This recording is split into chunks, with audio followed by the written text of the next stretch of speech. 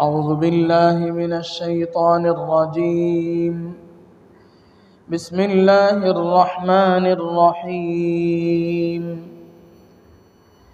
فإن حاجوك فقل أسلمت وجهي لله ومن اتبعن وقل للذين أوتوا الكتاب والأميين أأسلمتم فإن أسلموا فقد اهتدوا وإن تولوا فإنما عليك البلاغ والله بصير بالعباد. إن الذين يكفرون بآيات الله ويقتلون النبيين بغير حق ويقتلون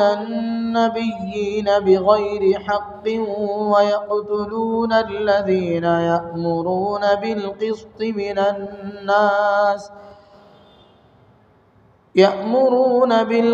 من الناس فبشرهم بعذاب أليم. أولئك الذين حبطت أعمالهم في الدنيا والآخرة وما لهم من ناصرين. ألم تر إلى الذين أوتوا نصيبا من الكتاب يدعون إلى كتاب الله ليحكم بينهم ثم يتولى فريق منهم وهم معرضون. ذلك بأنهم قالوا لن تمسنا النار إلا أياما معدودات وغرهم في دينهم ما كانوا يفترون. فكيف إذا جمعناهم ليوم لا ريب فيه ووفيت كل نفس ما كسبت وهم لا يظلمون. صدق الله العظيم. فإن حاجوك فقل أسلمت وجهي لله ومن اتبعن. اگر وہ آپ سے حجت بازی کریں تو آپ فرما دیجئے میں نے اپنی ذات کو اللہ کی فرمانبرداری میں لگایا اور ان لوگوں نے بھی جنہوں نے میرا اتباع کیا. وَقُلْ لِلَّذِينَ أُوتُوا الْكِتَابَ وَالْأُمِّيِّينَ أَأَسْلَمْتُمْ. اور جن لوگوں کو کتاب دی گئی آپ ان سے اور ان پڑھوں سے کہہ دیجئے کیا تم اللہ کے فرمانبردار ہوئے؟ فَإِنْ أَسْلَمُوا فَقَدِ اهْتَدَوْا. پھر اگر وہ فرمانبردار ہو جائیں تو انہوں نے ہدایت پالی. وَإِنْ تَوَلَّوْا فَإِنَّمَا عَلَيْكَ الْبَلَاغُ. اور اگر وہ روگردانی کریں تو آپ کے ذمے بس پہنچا دینا ہے. واللہ بصیر بالعباد. اللہ تبارک و تعالی بندوں کو دیکھنے والا ہے. ان الذین یکفرون بآیات اللہ ویقتلون النبیین بغیر حق. بے شک جو لوگ اللہ کی آیات کے ساتھ کفر کرتے ہیں اور ناحق نبیوں کو قتل کرتے ہیں. ویقتلون الذین یأمرون بالقسط من الناس. اور ان لوگوں کو قتل کرتے ہیں جو انصاف کا حکم دیتے ہیں. فبشرہم بعذاب علیم. سو ان کو آپ دردناک عذاب کی خوشخبری سنا دیجئے. اولئک الذین حبطت اعمالهم فی الدنیا والآخرہ. یہ وہ لوگ ہیں جن کے اعمال دنیا و آخرت میں ضائع ہو گئے. وما لهم من ناصرین. اور ان کی کوئی مدد کرنے والا نہ ہوگا. الم تر الی الذین اوتوا نصیبا من الکتاب. اے مخاطب کیا تو نے ان لوگوں کو نہیں دیکھا جنہیں کتاب کا ایک حصہ دیا گیا. یدعون الی کتاب اللہ. انہیں اللہ کی کتاب کی طرف بلایا جاتا ہے. لیحکم بینہم. تاکہ ان کے درمیان فیصلہ کرے. ثم یتولی فریق منہم وہم معرضون. پھر ان میں سے ایک فریق اعراض کرتے ہوئے منہ پھیر لیتا ہے. ذالک بانہم قالوا. یہ اس لیے کہ انہوں نے کہا لن تمسنا النار الا ایاما معدودات. ہرگز ہمیں آگ نہ چھوئے گی مگر چند گنے چنے دنوں میں. وغرہم فی دینہم ما کانوا یفترون. اور ان کو دھوکے میں ڈال دیا ان کے دین کے بارے میں اس چیز نے جس کو وہ افترا کرتے تھے. فَكَيْفَ إِذَا جَمَعْنَاهُمْ لِيَوْمٍ لَا رَيْبَ فِيهِ. پس کیا حال ہوگا جب ہم ان کو جمع کریں گے اس دن جس میں کوئی شک نہیں. وَوُفِّيَتْ كُلُّ نَفْسٍ مَّا كَسَبَتْ وَهُمْ لَا يُظْلَمُونَ، اور ہر جان کو اس عمل کا پورا پورا بدلہ دیا جائے گا جو اس نے کیا، اور ان پر ظلم نہ ہوگا. بزرگان محترم اور عزیز ساتھیوں، یہ سورہ آل عمران کی 6 آیتیں ہیں. آیت نمبر 20، 21، 22، 23، 24، 25. ان 6 آیتوں میں سے سب سے پہلی آیت میں اللہ تبارک و تعالیٰ نے، چونکہ یہ صورت شروع ہوئی توحید کے اثبات اور تثلیث کی تردید سے، یعنی اللہ کے ایک ہونے کو، اللہ کی وحدانیت کو اس صورت کی شروع میں ثابت کیا گیا، اور تثلیث یعنی 3 خدا ہونا جو عیسائیوں کا نظریہ ہے، ان کا عقیدہ ہے، اس کی تردید کی گئی. اس سے یہ صورت شروع کی گئی، اور یہ بتلایا گیا تھا درمیان میں کہ یہود و نصارہ اللہ کے نبی صلی اللہ علیہ وسلم کو حق جانتے ہوئے، یہ جانتے ہوئے کہ آپ نبی برحق ہیں، آپ کی تعلیمات سے روگردانی کرتے ہیں، اس کی وجہ یہ ہے بغیم بینہم، ان کے دلوں میں حسد ہے اور وہ آپسی زدہ زدی میں ایسا کرتے ہیں. جو لوگ کافر ہیں وہ جاہل ہیں. اس زمانے میں جو کفار مکہ تھے انہیں آسمانی علوم کا پتہ نہیں تھا، اسی لیے قرآن نے ان کو امی کہا ہے. لیکن جو اہل کتاب تھے، جو آسمانی کتابوں کے ماننے والے تھے، یہودی، نصرانی، یہ لوگ اللہ کے نبی صلی اللہ علیہ وسلم کی حقانیت کو جانتے تھے. وہ یہ جانتے تھے کہ اللہ کے نبی صلی اللہ علیہ وسلم نبی برحق ہے. مشرکین کو بھی اللہ کے نبی صلی اللہ علیہ وسلم کے انکار کی گنجائش اس وجہ سے نہیں تھی کہ آپ علیہ السلام کو وہ سچا اور امانت دار سمجھتے تھے. نبی علیہ السلام نے 40 سال کی زندگی، 40 سال کا عرصہ اہل مکہ کے سامنے گزارا، جس میں آپ کی پاکیزہ سیرت اور آپ کی پاکیزہ زندگی ان لوگوں کے سامنے تھی.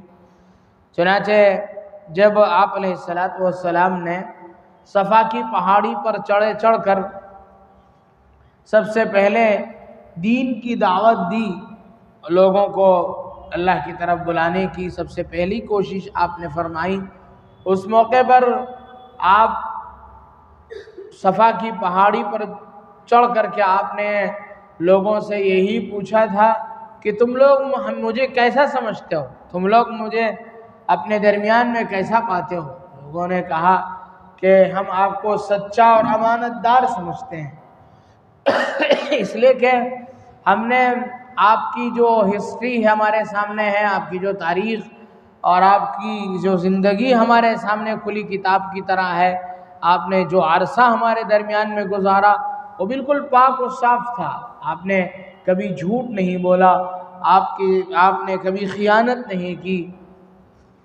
اس کی روشنی میں آپ کی جو تاریخ، آپ کی جو زندگی، آپ کا جو اسوہ ہمارے سامنے ہے، اس اعتبار سے تو کفار کو بھی انکار کی گنجائش نہیں ہونی چاہیے. لیکن پھر بھی وہ چونکہ آسمانی علوم سے واقف نہیں تھے، اس لیے ان کو امی کہا گیا، ان پڑھ کہا گیا، ناواقف کہا گیا.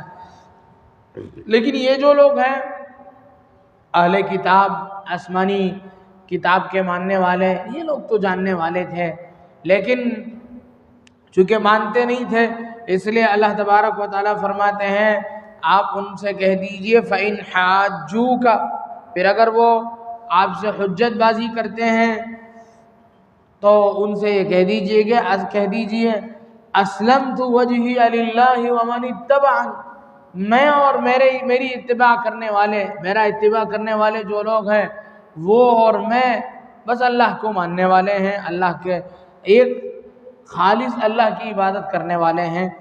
بس اب آپ کہہ دیجئے ان لوگوں سے جو اہل کتاب ہیں اور اسی طرح جو کافر ہیں، امی ہیں، اسلمتم، کیا تم ایمان لے آؤ گے؟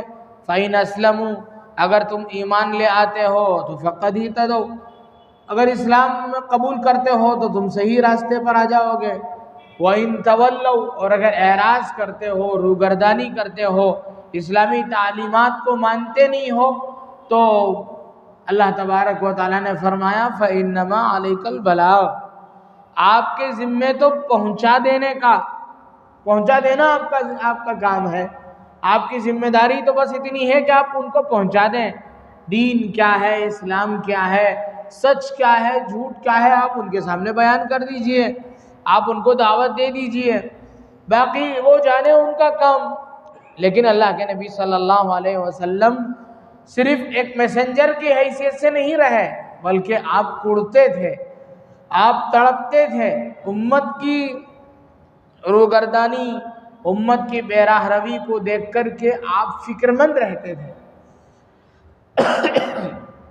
حدیث پاک میں اللہ کے نبی صلی اللہ علیہ وسلم کے بارے میں جو اوصاف بیان کیے گئے وہ یہ ہیں متواصل الاحزان، کان متواصل الاحزان دائم الفکرہ، آپ مسلسل غمگین رہتے تھے، ہمیشہ آپ کو اللہ کے بندوں کے بارے میں آپ کو فکر سوار رہتی تھی، آپ متفکر رہتے تھے، یہاں تک آپ اس درجہ آپ متفکر رہتے تھے، اس درجہ امت کو لے کر کے، امت کے مسائل کو لے کر کے، امت کی بے راہ روی کو لے کر کے آپ غمگین رہتے تھے، یہاں تک کہ خود اللہ رب العزت کو آپ کے بارے میں آپ کی طبیعت کا خیال رکھنے کا آپ کو کہنا پڑا لَعَلَّكَ بَاخِعٌ نَفْسَكَ عَلَىٰ آثَارِهِمْ إِن لَّمْ يُؤْمِنُوا بِهَٰذَا الْحَدِيثِ أَسَفًا، ایسا لگتا ہے کہ آپ اپنے آپ کو ان کے غم میں نڈال ہو کر کے اپنے آپ کو ضائع کر دیں گے، اپنے آپ کو ہلاک کر بیٹھیں گے، تو اس درجہ آپ متفکر رہتے تھے۔ لیکن اللہ نے کہا اگر وہ لوگ اعراض کر رہے ہیں تو آپ کی ذمہ داری انما علیک البلاغ واللہ بصیر بالعباد، اللہ تعالیٰ تو جانتے ہیں، دانا و بینا ہے، اللہ تعالیٰ سارے حرکتوں کو، سارے لوگوں کی حرکتوں کو بھی دیکھتے ہیں، آپ کی محنت کو بھی دیکھتے ہیں، اس لیے آپ پر کوئی ذمہ داری یہ نہیں ہے کہ آپ وہ سب ایمان قبول کر کے رہیں، اس کی ذمہ داری آپ کی نہیں ہے، پہنچانا آپ کا کام ہے۔ تو یہ اللہ تبارک و تعالیٰ نے نبی علیہ السلام کو تسلی دی، اور آگے فرمایا ان الذین یکفرون بآیات اللہ ویقتلون النبیین بغیر حق ویقتلون الذین یأمرون بالقسط من الناس فبشرهم بعذاب علیم۔ اس آیت میں وعید ہے تمام کافروں کے لیے جو اللہ کی آیات کا انکار کرتے ہیں، جن میں یہود بھی ہیں، نصارہ بھی ہیں، خاص کر یہودیوں کا ذکر فرمایا یقتلون الذین یقتلون النبیین بغیر الحق، انبیاء کے وہ قاتل تھے۔ یہود ایک ایسی قوم ہے جو نہ صرف یہ کہ نبیوں کی نہیں مانتی تھی بلکہ نبیوں کے قتل کے در پہ ہو جاتی تھی۔ بہت سے انبیاء کرام علیہم السلام کو ان لوگوں نے قتل کیا، بہت سے انبیاء کی قتل کی کوشش کی، حضرت زکریا، یحییٰ، عیسیٰ، الیاس، یہ وہ انبیاء کرام علیہم السلام ہیں جن کے بارے میں ہمیں کتابوں میں ملتا ہے کہ ان کے قتل ان میں سے بعض کو قتل کر ہی دیا۔ حضرت الیاس کو تکلیف پہنچائی، حضرت الیاس علیہ السلام کو تکلیف پہنچائی، یہاں تک کہ آپ کو قید میں ڈال دیا گیا، ان کو بھی تکلیف پہنچانے کی کوشش کی گئی، اور اسی طرح حضرت یحییٰ علیہ السلام کا قتل کیا گیا، حضرت زکریا علیہ السلام کو قتل کرنے کی کوشش کن لوگوں نے کی، ان کا پیچھا کیا۔ روایات میں آتا ہے کہ حضرت زکریا علیہ السلام کو یہودیوں نے مار ڈالنا چاہا، تو حضرت زکریا علیہ السلام ایک درخت کے پاس گئے اور اس میں کچھ خالی جگہ درخت کے درمیان میں، بعض بڑے درخت درمیان سے کھوکھلے ہو جاتے ہیں، تو اس میں چھپ گئے تھے جا کر کے حضرت زکریا علیہ السلام۔ شیطان نے اشارہ کیا کہ تم جس کی تلاشی لے رہے ہو وہ اس میں چھپا ہوا ہے۔ دشمنوں نے، یہودیوں نے اس درخت کو کاٹ دیا اور اس طریقے سے نبی برحق حضرت زکریا کے 2 ٹکڑے کر دیے۔ تو اس طریقے سے یہودی انبیاء کے قاتل تھے، اور حضرت عیسیٰ علیہ السلام کے پیچھے ہاتھ دھو کے پڑے ہوئے تھے، لیکن اللہ نے وعدہ فرمایا کہ ہمیں ان کے دست برد سے ہم تمہیں بچائیں گے، وہ تمہیں قتل نہیں کر پائیں گے، ہم تمہاری حفاظت کریں گے۔ چنانچہ ان لوگوں نے اس وقت کے بادشاہ کو برگلایا اور اس وقت کے بادشاہ کو اکسایا، نبی برحق نبی وقت حضرت عیسیٰ کے قتل پر اسے ابھارا۔ چنانچہ اس نے سولی دینے کا فیصلہ کیا حضرت عیسیٰ علیہ السلام کو۔ جب موقع آیا حضرت عیسیٰ علیہ السلام کو سولی دینے کا، اور یہ دشمن ان کے پیچھے پڑے اور ان کو گھیرے میں لیا، تو اللہ تبارک و تعالیٰ نے انہی میں سے ایک آدمی پر حضرت عیسیٰ کی شبیہ ڈال دی۔ ویسا ہی جیسے حضرت عیسیٰ علیہ السلام تھے، ویسا ہی انہی میں سے ایک آدمی کو اللہ نے کر دیا۔ اللہ کی قدرت تھی، اللہ نے اپنی قدرت کا مظاہرہ فرمایا۔ انہی میں کا جو آدمی تھا، جو یہودی اللہ کے نبی حضرت عیسیٰ کو قتل کرنے کے لیے دوڑے تھے، انہی میں سے ایک آدمی پر حضرت عیسیٰ کی شباہت ڈال دی گئی۔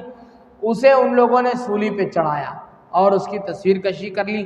آج بھی آپ دیکھتے ہوں گے گرجا گھروں کے پاس، عیسائیوں کی عبادت گاہوں کے پاس ایک شخص لٹکے ہوئے ہوں گے جن کی تصویر ہوگی، جن کو سولی دی گئی ہوگی۔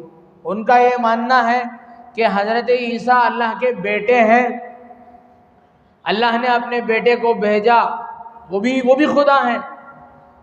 اللہ کے بیٹے نے ہم سب کی طرف سے اپنی جان کی قربانی دے دی۔ جو بھی عیسائیت کو قبول کرے گا، مذہب عیسائیت کو مان کر کے عیسائی بن جائے گا، ان کے ہاں اس کے کچھ رسوم ہیں، بپتسمہ کہتے ہیں، ان کے رنگین پانی میں اسے، بچے ہیں تو اس میں ڈبایا جاتا ہے، بڑے ہیں تو اس میں غسل دیا جاتا ہے۔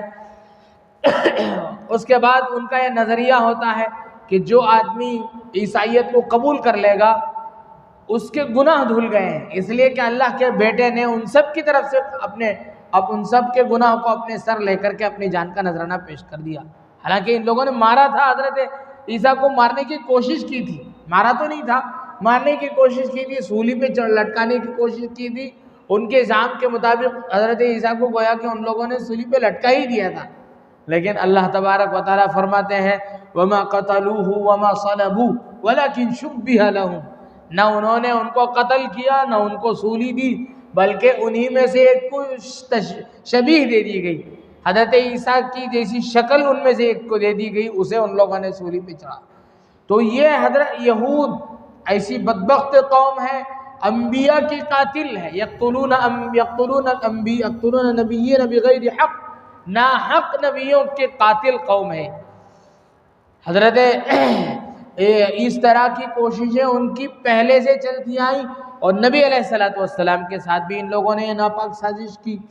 روایات میں آتا ہے کہ نبی علیہ السلام کو ان لوگوں نے یہ جھانسا دیا، ایک طرح سے آپ علیہ السلام کو دھوکہ دیا کہ آپ ہمارے درمیان میں ایک مسئلہ اٹکا ہوا ہے، آپ ہمارے ہاں تشریف لائیں اور فیصلہ فرمائیں۔ آپ کو اس بہانے سے ایک بڑی دیوار تھی جس کے پیچھے سے چڑھنے کا کوئی راستہ تھا، آپ کو لا کر کے وہاں بٹھا دیا گیا، اور لوگ آپس میں گولیے لوگ بیٹھ گئے، حلقہ بنا کر کے بیٹھ گئے، اور ایک آدمی کو اوپر سے پیچھے سے بھیجا کہ جاؤ چکی کا پارٹ اوپر سے گرا دو، محمد یہی ختم ہو جائے۔ لیکن چونکہ اللہ کے نبی صلی اللہ علیہ وسلم صاحب وحی تھے، اللہ نے وحی نازل فرمائی کہ یہودیوں کی سازش آپ کے سامنے کھلی، آپ وہاں سے اٹھ کر کے تشریف لائے۔ وہ اپنی سازش میں ناکام ہوئے، اللہ نے ان کو ناکام بنایا۔ تو یہ یہودیوں کی یہ سازش ہمیشہ سے رہی ہے کہ وہ انبیاء کرام علیہم السلام کے بھی قاتل ہیں اور جو بھی دین کا کام کرنے والے ہیں ان کے بھی قاتل ہیں۔ آج بھی یہودی ہمیشہ ٹارگٹ کرتے ہیں دین کے بڑے بڑے جو سرکردہ حضرات ہوتے ہیں۔ آج ان کا ہتھیار یہ تو یہ ہے کہ جو ان کے مقابلے میں ہیں ان کو ختم کرتے ہیں۔ آج کے جو جدید آلات ہیں، ہتھیار ہیں، ان کا استعمال کر کے ان کو ختم کرتے ہیں، یا ایک سازش یہ کرتے ہیں کہ جادو کے ذریعے سے جو دین کے کام کرنے والے ہیں یہود ان پر جادو کے ذریعے سے ان کا خاتمہ کرتے ہیں، ان کو تکلیف پہنچاتے ہیں۔ پوری دنیا میں آج بھی یہودیوں کی سازش چلتی ہے کہ جہاں بھی دین کی دعوت کا کام کرنے والے بڑے لوگ ہوتے ہیں ان پر یہ لوگ سحر کرتے ہیں، جادو کرتے ہیں۔ یہ ان لوگوں کی ہمیشہ سے سازش رہی ہے۔ تو فرمایا یقتلون النبیین بغیر حق۔ یہ آیت کس وقت نازل ہوئی؟ حضرت ابو حاتم اور ابن جریر ان دونوں کی روایت ہے۔ ابو عبیدہ ابن جراح رضی اللہ عنہ کے حوالے سے انہوں نے یہ ایک واقعہ نقل کیا ہے۔ حضرت ابو عبیدہ ابن جراح فرماتے ہیں کہ میں نے نبی کریم صلی اللہ علیہ وسلم سے پوچھا کہ قیامت کے دن سب سے زیادہ سخت عذاب کسے دیا جائے گا؟ آپ علیہ السلام نے فرمایا کہ وہ لوگ جو نیک لوگوں کو قتل کرنے والے ہیں اور انبیاء کے جو لوگ قاتل ہیں ان کو سب سے زیادہ سخت عذاب، دردناک عذاب دیا جائے گا۔ قیامت کے دن سب سے دردناک عذاب جو دیا جائے گا وہ انبیاء کرام علیہم السلام کے قاتلین کو دیا جائے گا۔ تو اللہ کے نبی صلی اللہ علیہ وسلم نے اس موقع پر یہ بھی فرمایا کہ ابو عبیدہ بنی اسرائیل ایسی بدبخت قوم ہے، انہوں نے ایک ہی دن میں صبح سویرے 43 انبیاء کا قتل کیا۔ 40 پر 3، 43 انبیاء کرام علیہم السلام کسی زمانے میں تھے۔ اللہ کے نبی صلی اللہ علیہ وسلم نے جب بتایا ہے، حدیث میں جب آپ نے بتائی ہے بات، تو یہ بات حق ہوگی، یقیناً ہمارا اس پر ایمان ہے۔ 40 پر 3 انبیاء کرام علیہم السلام، 43 انبیاء کرام علیہ السلام کو صبح سویرے ان لوگوں نے قتل کیا۔ بعد میں اس وقت جو نیک لوگ تھے، صحیح باتوں کی تعلیم دینے والے جو لوگ تھے، جن کی تعداد 170 بتائی جاتی ہے، وہ لوگ کھڑے ہوئے، ان لوگوں نے سمجھایا کہ تم نے کیسی حرکت کی، تم نے کتنا غلط کام تم لوگوں نے کیا۔ ان لوگوں نے سمجھانا شروع کیا، تو اسی دن غروب سے پہلے شام کے ہونے سے پہلے 170 افراد ان لوگوں کو بھی ان لوگوں نے قتل کر دیا۔ تو یہ ایسی بدبخت قوم ہے۔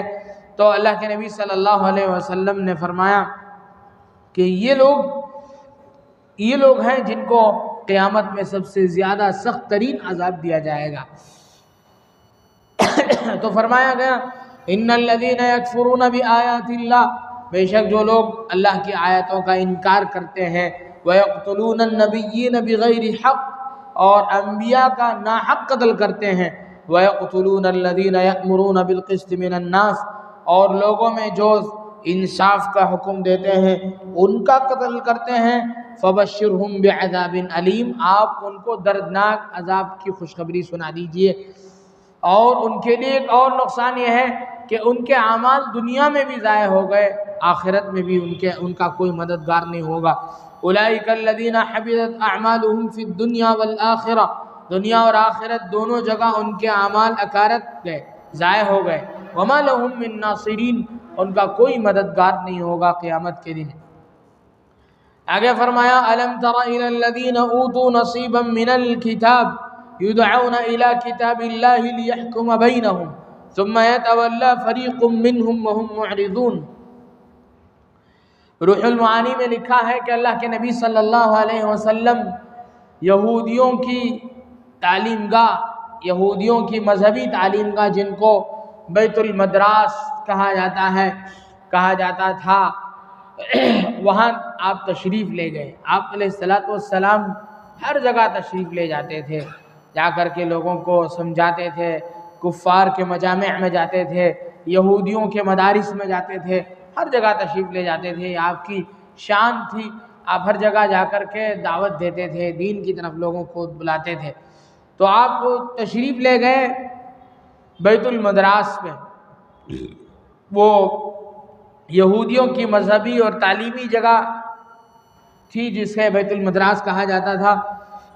آپ وہاں تشریف لے گئے، آپ نے توحید کی دعوت دی۔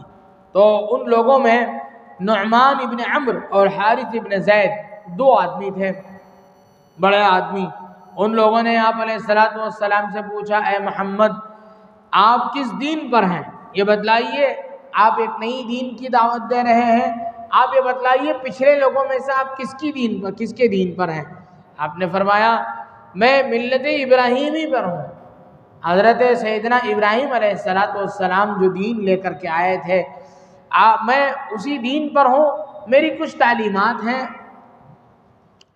تو ان لوگوں نے کہا ہم بھی تو ملت ابراہیمی کے ماننے والے ہیں۔ حضرت ابراہیم علیہ السلام کی شخصیت ایک ایسی مانی ہوئی شخصیت تھی کہ آسمانی کتاب، آسمانی مذاہب کے ماننے والے ہر انسان، ہر آدمی، ہر آسمانی مذہب کا ماننے والا، آسمانی مذہب کا پیروکار حضرت ابراہیم کو اپنا آدمی مانتا ہے۔ اسی لیے قرآن نے کہا ما کان ابراہیم یہودیا ولا نصرانیا، حضرت ابراہیم نہ یہودی ہے نہ نصرانی ہے، ولکن کان حنیفا مسلما وما کان من المشرکین، مشرکین میں سے بھی نہیں ہے حضرت ابراہیم، بلکہ دین حنیف اور سچے دین کے پیروکار ہیں حضرت ابراہیم۔ اللہ نے سب کی تردید فرمائی۔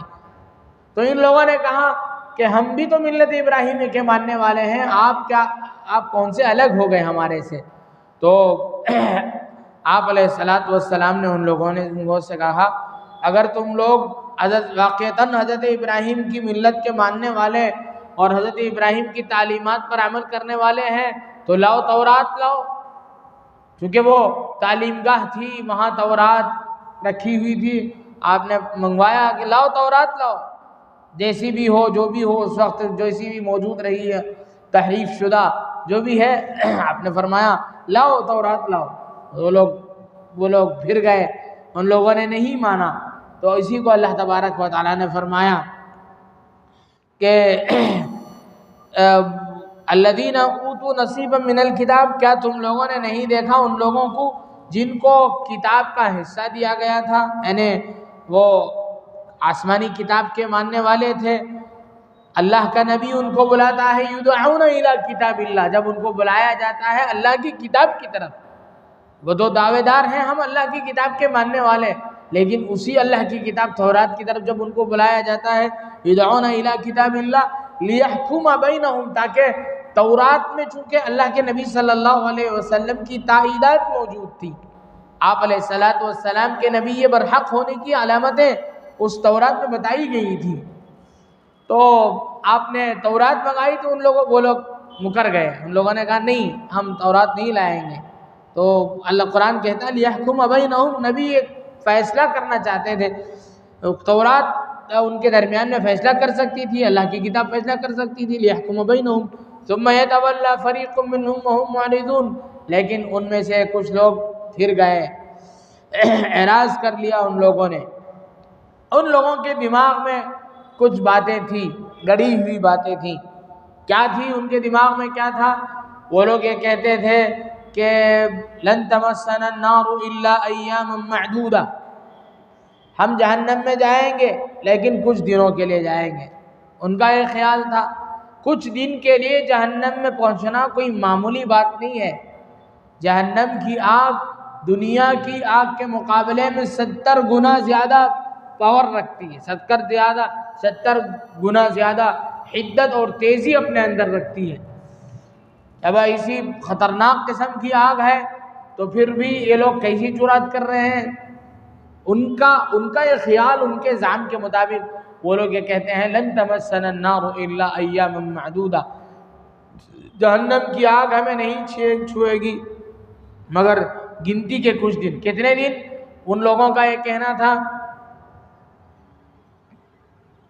جتنے دن ان کے بڑوں نے بچھڑے کی عبادت کی تھی. حضرت موسیٰ علیہ السلام کوہ طور پر تشریف لے گئے. اس موقع پر سامری نام کا ایک بدبخت تھا. اس نے ایک بچھڑے کی شکل میں ایک چیز بنائی، یعنی گائے کے بچے کی شکل میں ایک چیز بنائی، اور اس میں آواز پیدا ہو گئی. لوگ اس کی عبادت کرنے لگے، اللہ کو چھوڑ کر کے اسے خدا ماننے لگے. تو انہیں ایک طرح سے یہ اہل کتاب ہونے کے باوجود ان لوگوں نے شرک جس زمانے میں کیا، جتنا عرصہ کیا، یہ لوگ یہ کہتے تھے کہ جتنا زمانہ ہمارے بڑوں نے بچھڑے کی عبادت کی اتنا ہی زمانہ ہم لوگ جہنم میں رہیں گے. لن تمسنا النار الا ایاما معدودہ.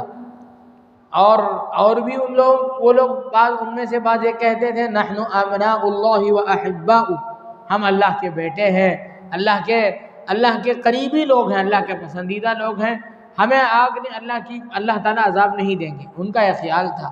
کہتے ہیں وغرہم فی دینہم ما کانوا یفترون. ان کے دینی مسائل میں وہ لوگ جو گڑھتے تھے، ان کے جو مزعومات تھے، وہی چیزیں ان کو دھوکے میں ڈالی ہوئی تھی. اللہ تبارک و تعالیٰ آگے فرماتے ہیں فَكَيْفَ إِذَا جَمَعْنَاهُمْ لِيَوْمٍ لَا رَيْبَ فِيهِ. جب اللہ تبارک و تعالیٰ قیامت کے دن، یعنی اس دن ان کا کیا حال ہوگا جس دن جمع کریں گے اللہ تبارک و تعالیٰ، جس دن کے بارے میں کوئی شک نہیں. کون سا دن ہے وہ؟ قیامت کا دن.